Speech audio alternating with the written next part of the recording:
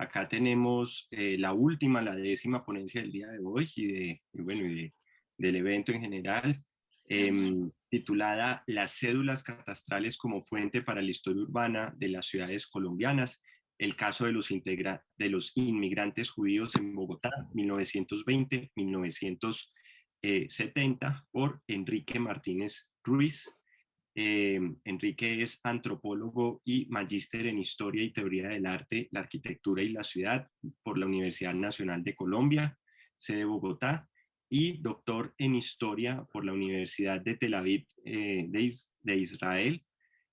Actualmente se desempeña como investigador postdoctoral de la Cátedra Spivak para la Historia y la Cultura del Judaísmo en Colombia de la Pontificia Universidad Javeriana, sede Bogotá. Muy buenas tardes, Enrique. Qué gusto tenerte por acá. Bienvenido. Hola, buenas tardes. ¿Cómo está todo? Muy Pues bien, nada, muchas gracias. Muchas gracias. Bienvenido. Tú nos no, enviaste la presentación. ¿Tú prefieres entonces que yo la proyecte o... te lo agradecería, sí, Sebastián, por favor. Gracias. Perfecto. Entonces ya enseguida la pongo para que puedas iniciar.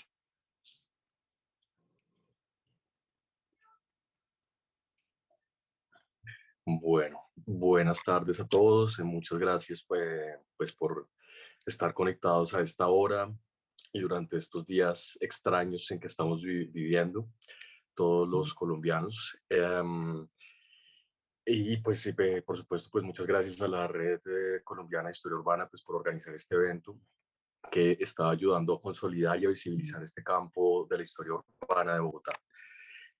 Bueno, esta vez pues yo les quiero hablar de las cédulas catastrales, un conjunto documental que se encuentra pues en el que yo consulté en el archivo de Bogotá, pero que pienso yo debe existir en todas las ciudades y municipios del país.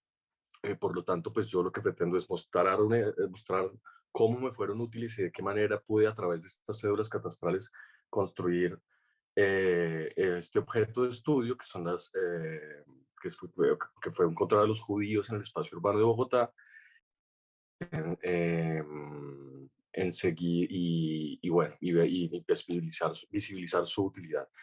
No sé si se está viendo la presentación, si se está viendo.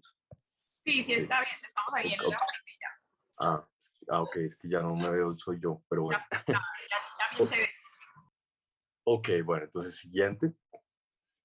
Eh, sí, entonces esta imagen, perdón, bueno, ahí estamos bien. Este conjunto documental fue como la fuente privilegiada que utilicé en la investigación que se publicó bajo el nombre, en el libro que lleva por nombre Quintación, los judíos y la conformación del espacio urbano de Bogotá, publicado en 2018 por la Universidad Javeriana. Siguiente. Cuando yo empecé a hacer esa historia, digamos, y en general, pues muchos de los temas que me han llevado a investigar, pues uno de los principales problemas que vi que enfrentamos los que hacemos historia urbana, entre muchos otros, pero este es un importante, es cómo encontrar documentos relacionados con un inmueble o un predio específico de la ciudad, ¿no? Como cuando caminamos el centro de la ciudad, nos llama la atención una casa, un edificio, incluso un sector de la ciudad, un predio. ¿De qué manera puedo encontrar en los archivos documentos relacionados con ese inmueble? Pues lo primero que uno podría decir, si uno es un poco atrevido, es incluso ir a golpear la puerta de las personas que viven en esas casas, ¿no? Y buscar información, entablar algún contacto. Yo lo he hecho, no es fácil, se necesita confianza y uno además necesita presentar sus credenciales, pero funciona. Otra manera que diría, sobre todo con el caso de predios y inmuebles reconocidos, es hacer revisiones bibliográficas, ¿no? Textos ya publicados, los atlas conocidos, manuales, inventarios, bueno, y otros textos publicados. También buscar en Internet, por supuesto, la búsqueda en Internet en archivos digitalizados y también en otros documentos bibliográficos que se encuentran publicados en línea son muy útiles para esto. Y pues lo cuarto, en investigador, pues siempre terminaremos en los archivos de las ciudades, ¿no? Para hablar de los inmuebles, uno siempre piensa primero en las oficinas de planeación de las ciudades o de los centros urbanos, Sin embargo, pues no siempre los documentos que están en las oficinas de planeación son fáciles de ubicar, si uno no tiene claros como ciertos datos de los inmuebles.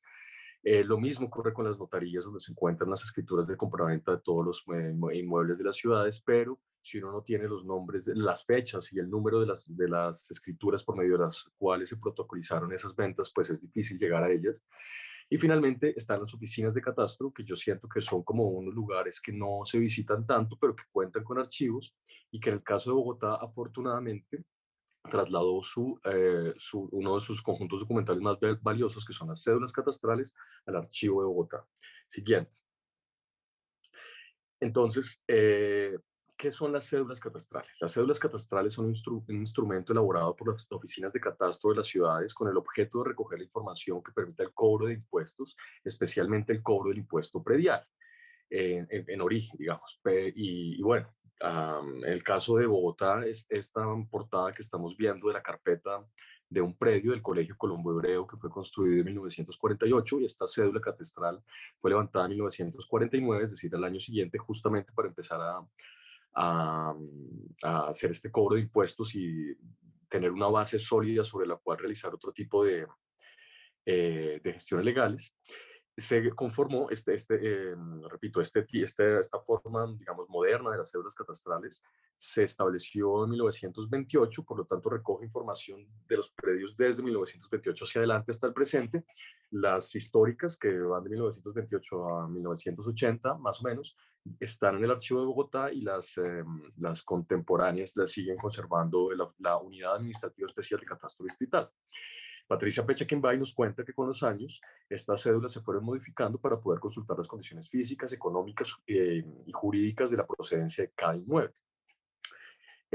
Siguiente.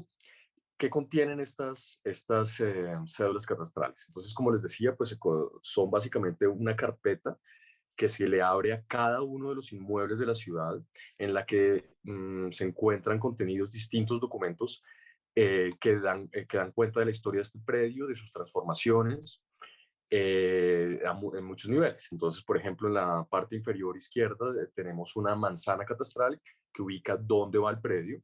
También atrás de esta imagen vemos un plano que, por ejemplo, muestra cómo era el sector antes de que se urbanizara. Este es el que se llamó Barrio La Florida, que quedaba un poco al occidente del barrio Santa Fe, de la calle 22 al occidente de la Caracas, más o menos.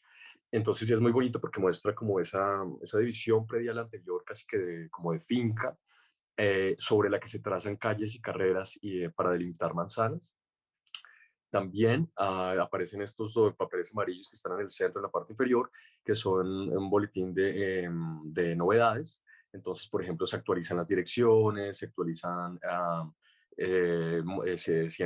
nuevas edificaciones, cambios en, no sé, en otro tipo de propietarios. Bueno, y está el documento que está a la derecha abajo, que es un formato que llenaban los dueños de los predios para solicitar la reliquidación del impuesto predial. Entonces, estos son muy bonitos porque, por ejemplo, existe mucha descripción elaborada por los dueños de los predios sobre su situación económica, sus condiciones familiares, las descripciones de los barrios donde están sus predios, con el objeto de casi que conmover incluso a los funcionarios de catastro para que descuenten o incluso les eviten pagar el impuesto predial.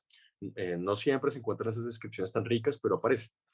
Y finalmente está este documento que está en la parte superior a la derecha, que es un boletín de control de escrituras. Ese particularmente es muy bonito porque, pues, hoy, bueno, considero yo que es como de los documentos más importantes que se encuentran dentro de las cédulas catastrales porque precisamente lo que hacen es llevar el control de escrituras que están relacionadas con ese predio. Entonces, por ejemplo, aquí vemos que se da cuenta de la escritura 1359 de la Notaría Cuarta, mayo 30 de 1948, en la que Joseph Joel Leiter y Jaime Morco Bitterman, dos inmigrantes judíos, le venden a Ricardo Hoyos el lote número 6 de la manzana M del segundo sector de la urbanización Santa Fe. Esto es en 1948. Y lo más bonito es que además nos dicen quiénes fueron dueños de estos predios antes. Entonces aquí dice, adquirieron de Yankiel y Jacobo Burstein, también inmigrantes judíos, a través de una escritura en 1948, ellos a su vez se lo habían comprado a Carlos Angulo Garavito por medio de otra escritura en 1945 y estos a la urbanizadora Santa Fe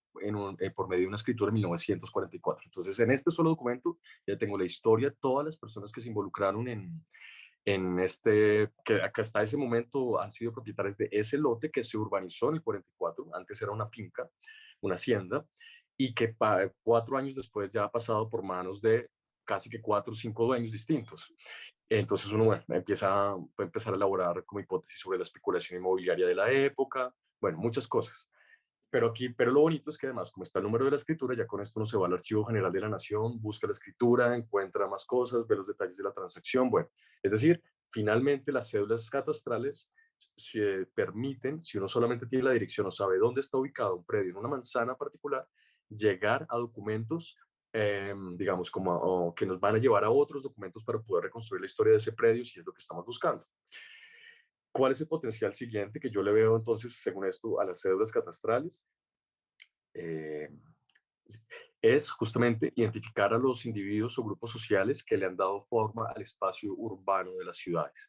En mi caso, yo me proponía encontrar a los inmigrantes judíos en la ciudad. Entonces, pues esto me plantea un problema. ¿Cómo busco yo a los inmigrantes judíos en las cédulas? ¿No? Esto es básicamente preguntarse por quién es judío y cómo los identifico. Siguiente, la manera que yo establecí para poder determinar esto siguiente fue a través de los cementerios. Siguiente, ya cuando empecé a hacer la investigación, ya sabía que entre 1929 y 1945 se conformaron 3 comunidades judías distintas en la ciudad. El Centro Israelita de Bogotá, que acoge a los judíos askenazíes de Europa del Este, Polonia, Rusia, Hungría, Ucrania, bueno, en fin, todos los países, digamos, donde los judíos no se integraron tanto a las sociedades dentro de las que se encontraban, como los alemanes lo hicieron. Por eso surgió en 1938 una segunda comunidad que se llamó Centro Israelita Montefiore, también de inmigrantes judíos askenazíes, pero de origen alemán, que estaban mucho más integrados a la sociedad alemana y por lo tanto tenían como una gran diferencia cultural con los otros judíos de Europa del Este. Y finalmente en 1945 se establece la comunidad hebrea sefaradí que reúne, agrupa a judíos sefaradíes, es decir, los de origen español, los judíos que se encontraban en todas las distintas orillas del Mediterráneo, incluso en Europa del Norte, también en el Caribe, y que estaban aquí en Curazao y en Jamaica antes de la independencia ya. Y que una vez se establece la República empiezan a llegar a Colombia, empiezan de manera legal, y en 1945, después de la caída del Imperio Otomano, también después de la caída del Imperio Otomano empiezan a llegar a Bogotá, también a Colombia, y en 1945 se reconocen a sí mismos como una comunidad organizada. Pues bien, estas 3 comunidades siguientes eh, establecieron en la ciudad, este es un mapa de Bogotá de 1948, de 1944 los 2 cementerios. Siguiente, un cementerio en el sur de la ciudad, siguiente, que se llamó Cementerio Hebreo del Sur, en el barrio Santa Lucía, y otro en el centro, es esa patica verde que está ahí sobre la calle 26, a la altura donde queda el Colsubsidio. Acabaron de construir una torre alta al lado de este cementerio, que es el cementerio sefaradí. Entonces, ya sí, para 1933, Bogotá ya tenía 2 cementerios judíos, ¿no? De no tener ningún judío, pasó a tener 2 en 2 años. Eso habla pues de las migraciones judías que ya estaban, del número, del tamaño de la migración judía que estaba en la ciudad para ese momento. Siguiente. Entonces, en estos cementerios que fue a visitar, aquí estamos viendo imágenes del cementerio hebreo del sur, que pues si uno lo ve de forma panorámica, pues no dista mucho del cementerio central, pero ya cuando uno mira como las tumbas, reconoce el alfabeto hebreo en distintas partes. Cuando no está el hebreo, pues reconoce los apellidos distintos. Algunos símbolos de identidad judía como la estrella de David están en el que fue el portón principal.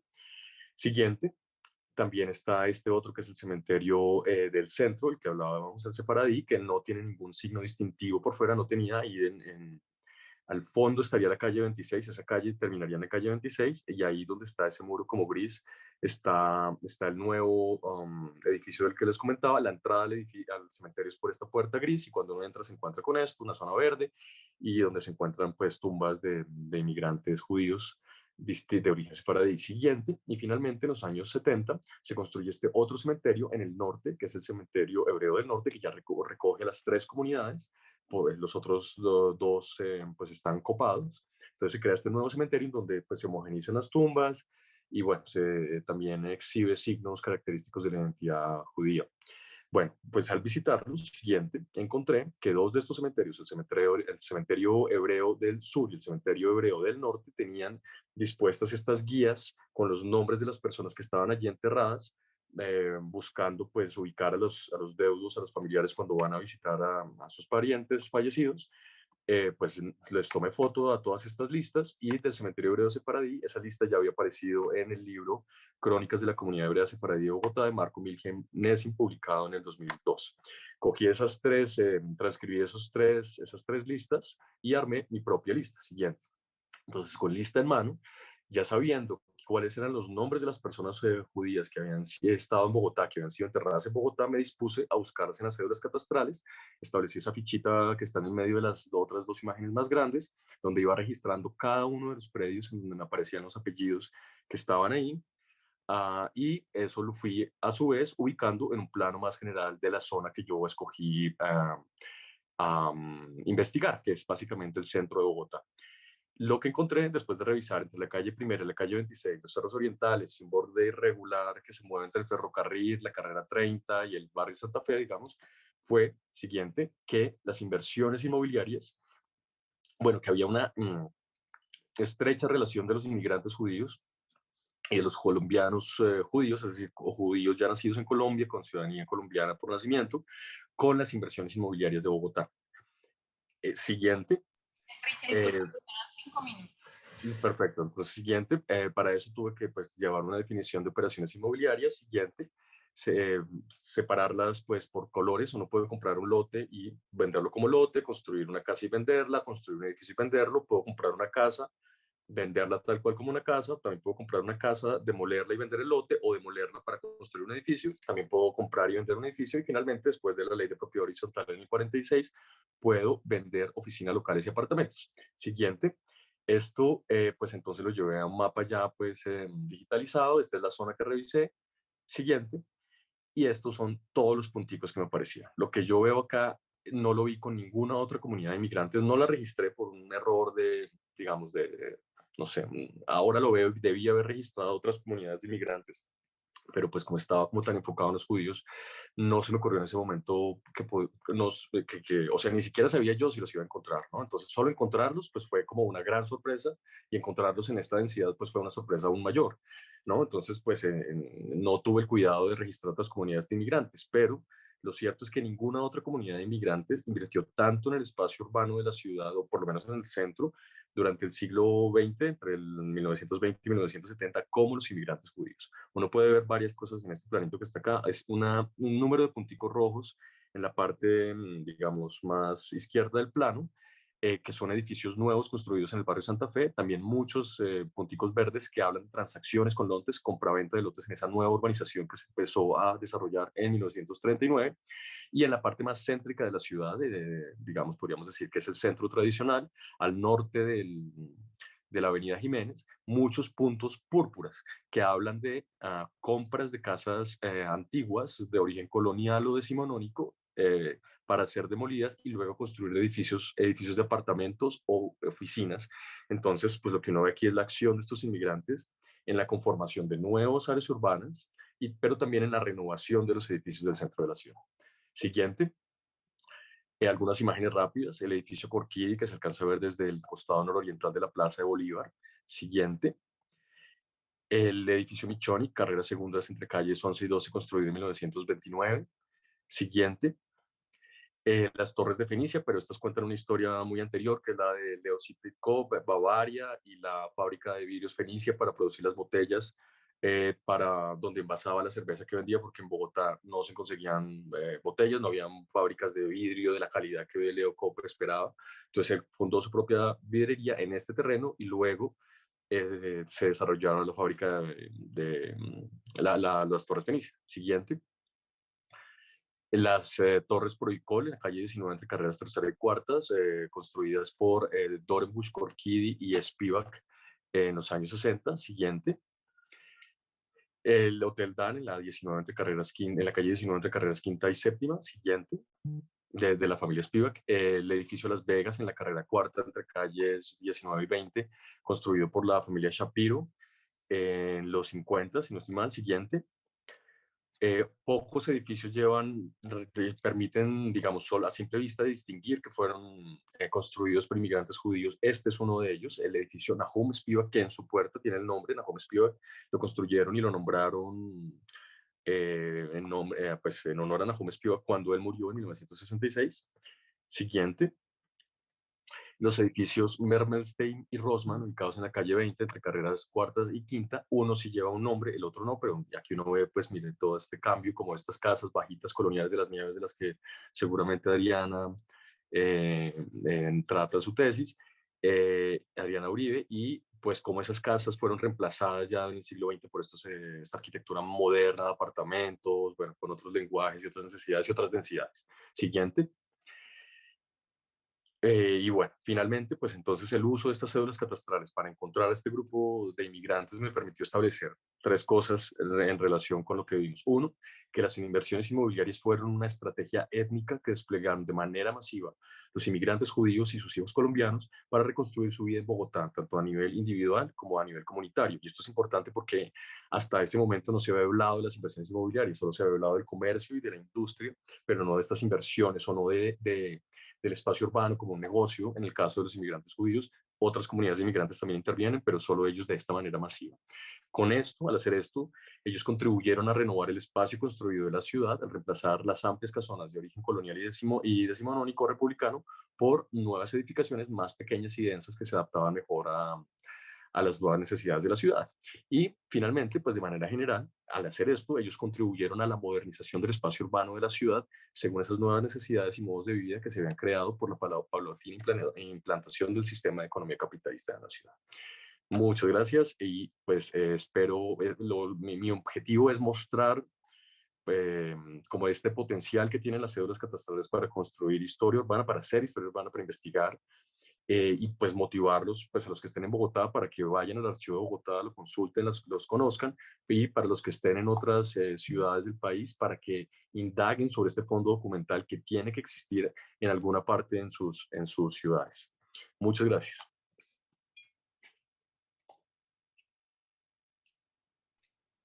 Muchas gracias a ti, Enrique. Muchas gracias a todos y todas. Sabemos que nos toca ahí en un momento dado apretarnos por el tiempo y desde luego que todas estas investigaciones tienen mucho de fondo y muchas otras cosas por decir y bueno, pero muy enriquecedor haberlos escuchado. Toda la información en este último bloque es supremamente valiosa. Bueno, lo hemos concentrado un poco como en el caso de Bogotá, pero creo que como finalizaba Enrique, nos plantean retos y propuestas metodológicas para buscar fuentes y demás para nuestras otras ciudades. Entonces, bueno, pues nuevamente muchas gracias. No sé, Eulalia, si tenemos de pronto, entonces ya pasamos a las preguntas y tenemos el bloque de preguntas. Sí, sí, pues de nuevo buenas tardes a todos. Yo quiero agradecer a todos nuestros participantes que han estado toda la tarde pues conectados. Les sé que es una jornada larga, pero creo que ha sido pues muy interesante y muchos de los que empezaron estamos aquí todavía. Entonces, agradecer como esa presencia. También a nuestros tres ponentes de este último bloque. Creo que también además pues de los contenidos tan interesantes hay unas claves metodológicas pues como muy importantes. Ahorita pues voy a leer primero dos preguntas que ya nos llegaron, mientras llegan otras. Edna Rocío quiere saber si la investigación de Adriana Uribe ya se encuentra terminada y dónde se puede consultar, y la felicita, que le gustó mucho la presentación. Y también Edna, para Adriana María Suárez, le pregunta si el fondo documental está digitalizado o si solo se puede consultar en físico. Si quieren, hagamos esa primera ronda y ahorita seguimos con más. Listo, pues mil gracias a Edna. Mi investigación ya está terminada, la sustenté el año pasado y se puede consultar por el repositorio de la Universidad Nacional. ahí debe estar el documento completo.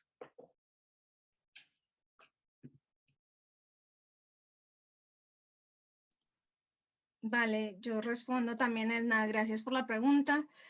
Te puedo contestar desde el conocimiento que tengo hasta 2019, hasta ese momento no estaba digitalizado.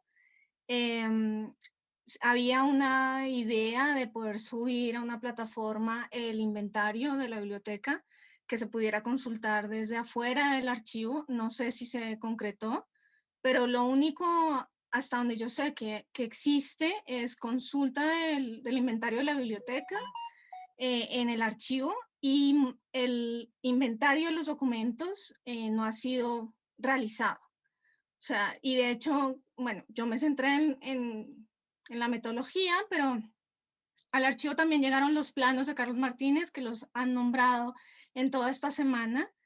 Hay uno muy importante que trabajó las 4 parroquias de Bogotá, que es uno de los planos más utilizados para los historiadores urbanos de la ciudad, y los originales están en el archivo Bogotá. Incluso es muy bonito porque los pinto a mano, o sea, con unos recursos muy, no nada que ver con la tecnología que ahora tenemos a disposición, ¿no? Y que nos han contado en todo el evento.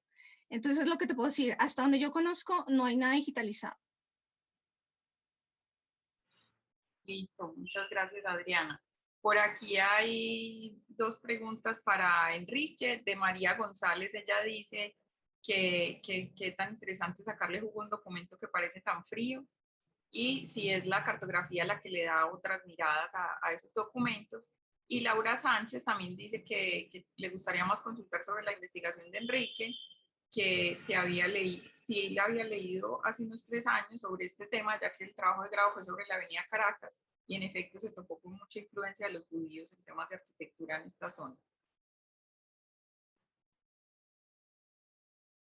¿Tienes el micrófono apagado, Enrique?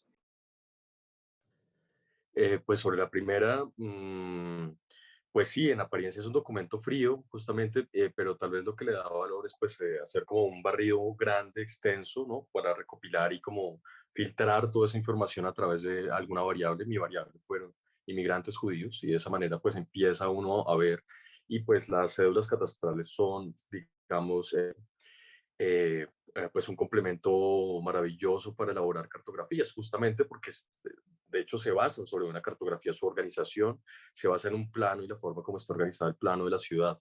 Entonces, si uno logra filtrar como un grupo poblacional, que ese es del otro aspecto, pues uno puede realmente hacer lecturas muy particulares, ¿no? Ver a los inmigrantes en el espacio de la ciudad, que es tan difícil. Eh, pues más allá de los lugares comunes, ¿no? Entonces sí, y sobre lo segundo, pues supe qué pregunta era. ¿Había pregunta? No, es más un comentario, ¿sí? Sí. Sí, ella estaba comentando pues que le parecía que ella había trabajado sobre la avenida Caracas y que había Sí. pues, influencia de los arquitectos, entonces que le parecía interesante pues leer tu trabajo en ese sentido. Sí. Solo para comentarlo, pues sí, efectivamente, pues es que como no lo sabemos, digamos, yo solo pude llegar hasta el centro de la ciudad y no pude avanzar hacia el norte, que era lo que quería, pero pues por lo menos en el trayecto de la avenida Caracas, en el centro, entre la calle 26 y la calle Primera que yo revisé, efectivamente aparecen muchos, sobre todo desde la calle 19, donde quedaba la antigua estación del ferrocarril del norte. Una vez se urbaniza ese sector, muchos inmigrantes judíos invierten en esa urbanización. Después hacia adelante en la urbanización La Favorita también muchísimo, y finalmente en la urbanización Santa Fe. Entonces se ve su huella a lo largo de toda la Caracas, o bueno, se veía porque algunos edificios ya han sido demolidos, y sin duda también hacia el norte, Teusaquillo, Soledad, La Magdalena, Palermo, también se va a poder ver, pero pues bueno, esa es una investigación pendiente. Gracias, Enrique. Sí, yo quiero resaltar como ese aspecto metodológico, porque también en los 3 días hemos visto un poco como para Bogotá también pues tienen ya más atlas recopilados, la ubicación allá del Archivo General de la Nación, de la Biblioteca Nacional, pues da otras oportunidades pues para la información cartográfica, para el acceso a estos planos, pero me parece muy interesante esa invitación pues de mirar las cédulas catastrales en las otras ciudades del país, igual pues como en el caso que estudia tan detalladamente Adriana de los archivos de los arquitectos, ¿cierto? Aquí en Medellín también hay varios archivos personales que sería muy interesante no mirarlos fragmentariamente, sino también mirarlos en conjunto, como el de Jorge Restrepo Uribe o el de Ricardo Lano, ¿cierto? No solo arquitectos, sino urbanistas o planeadores o políticos que han tenido como mucha influencia en la ciudad. Aquí también en Medellín, tenemos en el Archivo Histórico de Medellín varios fondos interesantes de cartografía, como el Instituto de Valorización, pues y ahí sí hay mucha información digitalizada. Yo los invito a que consulten ahorita les pongo el link por ahí, porque hay varios pues, repositorios muy interesantes aquí también, pero un poco la idea es esa, a buscar. Hay ciudades en que tienen más trabajo en términos de catalogación, de índices, de atlas, de digitalización, pero creo que esa tarea pues la tenemos como a una escala nacional, ¿cierto? Entonces me parece como muy interesante esa mirada desde de los documentos y las posibilidades de uso. Y Adriana Uribe quería hacerle una pregunta porque pensando en la historia urbana, en esa importancia del espacio y el tiempo, ¿cierto? Yo he tenido siempre esa pregunta bueno, o sea, si generalmente desde la historia hacemos narrativas cronológicas o donde el tiempo ha primado, ¿qué sería una explicación espacial? ¿Cierto? Entonces me pareció también muy interesante la metodología que planteaba Adriana un poco de la estructura de los capítulos, pues siguiendo rutas y eso, entonces quería como preguntarte a propósito de esa pregunta por el espacio, o sea, si también estuvo ahí como muy adrede esa organización y la metodología, pues como en términos teóricos y de las posibilidades de ordenar la historia espacialmente y no temporalmente, cronológicamente. Pues no fue a propósito, digamos, no era algo que estuviera buscando organizar la información de manera espacial, sino que al verla espacializada, por haberla organizado a través de QGIS y de una base de datos georreferenciada, fue que pude entenderla y fue que pude plantear una estructura que le diera sentido a lo que me estaba encontrando. Es que no era ese mi objetivo, sino que fue pues la respuesta que logré encontrar para poder explicar esa diversidad y para poder entender cómo era esa realidad que se estaba viviendo en las nieves. Esa fue la clave, pero no era como algo que estuviera buscando o que hubiera planteado desde el comienzo. Listo. Gracias, Adriana. Por aquí veo que llegó otra pregunta de Alejandra Muñoz, que dice, Adriana, mencionaste que georreferenciaste diferentes fuentes. Algunas, como el directorio, son más claras en su relación con el espacio, pero con otro tipo de fuentes como la literatura o notas de prensa, ¿cómo lo abordaste? Igual, siempre busqué, digamos, no todas las fuentes que consulté se podían llevar a la base de datos georreferenciada, porque pues no tenían un punto donde ubicarlos, pero todo lo que tuviera alguna referencia a un lugar, ya fuera tan específico como una dirección o un lugar como que hablaban del Paseo Bolívar o que hablaban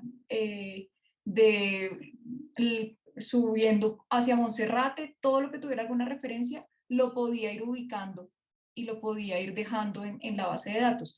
Pero evidentemente pues no todas las fuentes se prestan para eso, pero sí, la mayoría en prensa, por ejemplo, todos los anuncios publicitarios, cuando anunciaban que había un almacén en la carrera sexta 632, pues ahí ponía el punto y copiaba ese anuncio publicitario.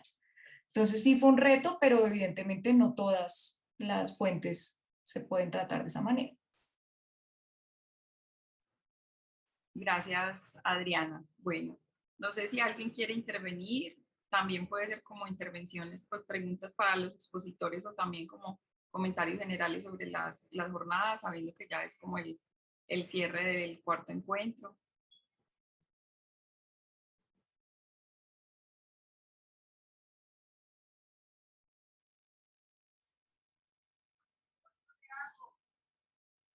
No sé de pronto si Germán quiere decir algunas palabras. No, mil gracias. Yo lo que necesito es entrar a descansar. Fue una excelente jornada, larga, muy interesante. Poder seguir lo comentaba ahora en el chat, y es la variedad, el énfasis en lo metodológico, el peso que ha ocupado el plano en estos días, que, bueno, con el encuentro y muchas maneras de trabajarlo, yo creo que los enriqueció a todos. Es eso, mil gracias, uno no deja de aprender. El hecho de cada vez estar más presentes a otras ciudades, y eso es muy importante porque seguir manteniendo la historia de la ciudad de Colombia, solo a punta de Bogotá, pues es muy grave, pero también ir constatando cómo lo mismo sucedía de manera distinta en todas partes. La tubería metálica en Pereira es casi contemporánea con la de Bogotá, o sea, es que aquí las distancias temporales son pocas. ¿Cómo estaban sucediendo muchas cosas? Preguntarse entonces qué relaciones habían, cómo se comunicaban, qué tanto conocieron uno los que se estaba haciendo en otros lados. Son preguntas que solo pueden salir cuando uno ha escuchado lo que ha escuchado acá, cuando uno escucha estas la vivienda, instituciones que fueron nacionales, pero cómo impactan en el nivel local, por ejemplo. Pues no basta con decir con que es una institución de nivel nacional, sino cómo construye en Pereira, o cómo construye en Bucaramanga, o cómo lo hace en Cali, o cómo lo hace en otros lugares, pues empiezan a ser ya niveles de respuesta que son mucho más importantes. El énfasis en fuentes, la manera de trabajar las fuentes, yo creo que es sumamente enriquecedor. Es encontrar pistas para nuevos trabajos o para redondear trabajos que tenemos. Entonces, no, mil gracias a todos por sus presentaciones, por estos 3 días. Y bueno, no, a descansar. Yo creo que es justo también. Claro que sí, Germán, muchas gracias. Yo también quería sumarme como a las palabras de Germán, tanto de agradecimiento como de resaltar la importancia del encuentro para ir fijando como esos hitos, esos puntos, que es un poco como también el objetivo que tenemos en la red, de resaltar los temas que se vienen trabajando, pero también de destacar las metodologías, las rutas metodológicas. En esta ocasión, pues como lo decía Germán, también veo yo la necesidad o la importancia que toma para la historia urbana la espacialización, ¿cierto? Y la reflexión en torno al territorio a partir del plano de la georreferenciación, hoy en día con las tecnologías que tenemos cada vez más sofisticadas, ¿no? Como lo que nos mostraba Luis Carlos en el primer día, y como lo veíamos en algunos ejercicios que ya se venían dando pues también en el segundo día. Así que creo, y pues yo quisiera hacer como de cierre la propuesta, dejarlo aquí planteado, y es el propósito común de seguir trabajando de manera colectiva, o de plantear un posible escenario de trabajos colectivos en los que aquí pues lo que nos mueve es la pasión, como lo hemos venido diciendo, pero también las ganas de ir consolidando cada vez más este campo de la historia urbana en el país. Así que el tema de los atlas históricos, la propuesta que hace Enrique Martínez sobre las cédulas catastrales para el resto del país, otros temas que han quedado ahí como en el tintero, ¿cierto? De ir mirando propósitos comunes, me parece, resalto mucho la temática que hoy proponía Vladimir y Miguel, sobre ver también pues como esas clases medias, esas capas medias en la ciudad, ¿cierto? Que no siempre son tan visibles porque pues la atención la han ocupado en algunas ocasiones los grandes procesos de urbanización, o bien los espacios pues de marginalización, ¿cierto? Así que, no sé, Eulalia, ¿tú qué opinas? Yo creería que pues tenemos como el propósito de enviarles como un correo posteriormente, cuando hayamos organizado algunos temas, algunas fechas, y con algunos, pues, o con los que deseen reunirnos un poco como para hacer ese espacio que hablábamos también en el primer día, como de asamblea, ¿no? Como ya en términos un poco más operativos, más de diálogo, más de qué podemos hacer. También recordarles algo que mencionaba Eulalia sobre la página web que sigue estando en construcción, pues una página que finalmente estará permanentemente en construcción, pero digamos esto de las fuentes que tengan planos, repositorios, etcétera, quisiéramos convertir nuestra página también como en un centro que acopie toda esta información. Así que pues lo que quieran compartirnos, pues por ahí está ese canal. Y no, nada, pues espero que nos podamos reunir muy pronto para discutir pues como estos aspectos. Sí, no, de nuevo agradecer a todos y solo decir, pues, como mencionar aquí las ciudades que están apareciendo en el chat, que eso nos alegra mucho, pues, están desde Pamplona, desde Ibagué, desde Barranquilla, desde Bucaramanga, desde Pereira, bueno, y seguramente, pues, y también desde México nos han estado acompañando, desde Cartagena. Entonces, bueno, no, yo no sé si de pronto Adriana quiere decir algo desde Pitalito, eso, y seguro los que no nos damos cuenta, pero agradecer pues este espacio y que eso es lo que queremos que la red cada vez integre y una más como a todos los interesados en la historia urbana del país. Entonces, no, muchísimas gracias y nos estaremos comunicando de nuevo. Desde Pasto, Nariño también por ahí es mundo. Me sumo a los agradecimientos, vuelvo a repetir que fue un esfuerzo bastante grande en toda la situación que estamos viviendo, pero bueno, también teníamos problemas logísticos que Germán nos solucionó de una manera absolutamente veloz. Así que Germán, muchas gracias. Y bueno, a todos los que participaron como ponentes o como asistentes, decirles que la red es un espacio precisamente de discusión, de colaboración, de intercambio de conocimiento, y que estamos para respaldar esos procesos. Entonces, todas las propuestas que se han hecho en estos 3 días, bienvenidas, las recuperaremos todas, como dice Sebastián, como dice Eulalia. La idea es que hagamos esa asamblea porque es parte de de nuestra tradición y bueno, agradecerles también por hacer parte de esta red y estar siempre acompañándonos.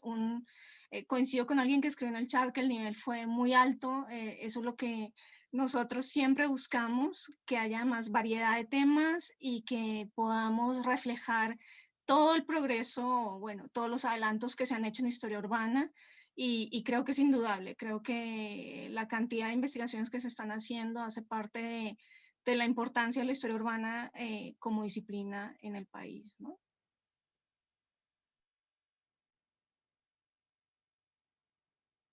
Perfecto, muchas gracias Adriana, muchas gracias a Germán, Eulalia también por estar todo el tiempo acá y bueno, como decía Germán, yo creo que ya es justo irnos a descansar. Llevamos 3 días toda la tarde aquí, así que muchísimas gracias nuevamente, quedaremos en contacto. Y bueno, ahí está en la página, la red social Twitter y por ahí estaremos en contacto.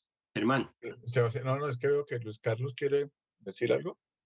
Ah, perdón, no ¿Por había visto. micrófono? No. Como vi Estaba que esperando apagaste a la el micrófono. despedida general para despedir. No, listo. Aprovecho de todas maneras para No, agradecer igual en nombre de sí, todos por el taller. si alguien quiere decir algo.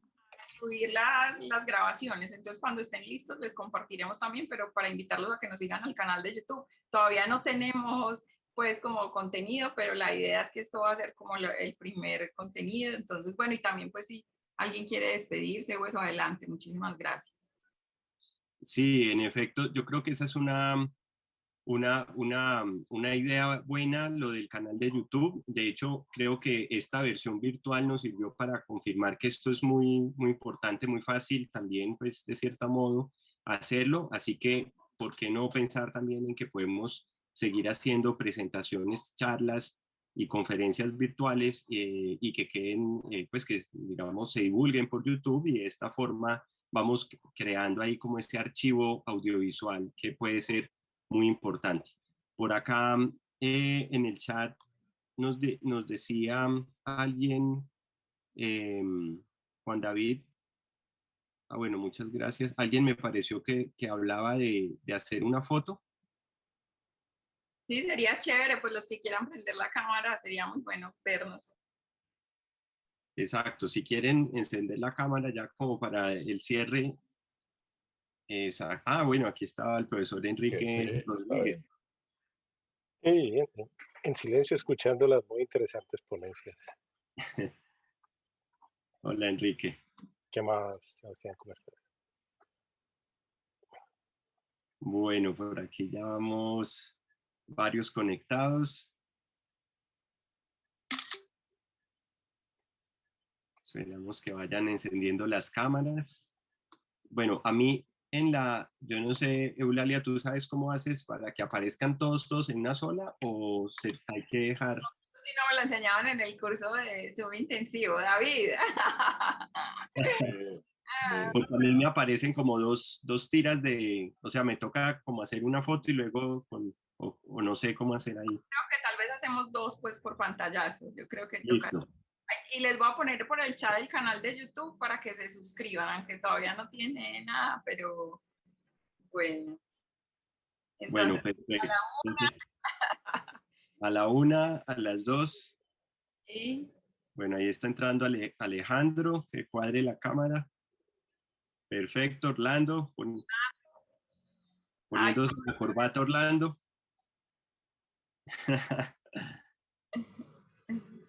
Bueno, no, es que viene con... Alejandro. Bueno, bienvenido, Alejandro. Listo, 1, 2 y 3. Eso. Y espérate que la segunda capa, eso. Ahí ya es otra. Listo. Una. Perfecto, ahí ya es otra. Bueno, vamos con esta otra. Whisky, muy bien. Muy bien. Sí. Perfecto. Ah, bueno. No es que no nos queremos despedir, vea, estamos tan amañados. Nadie Bueno, se voy quiere a tomar la última. Bueno. Listo, perfecto. Whisky que David la va a tomar. Entonces, 1, 2 y 3, ya. Whisky. Otra. Whisky. Ya.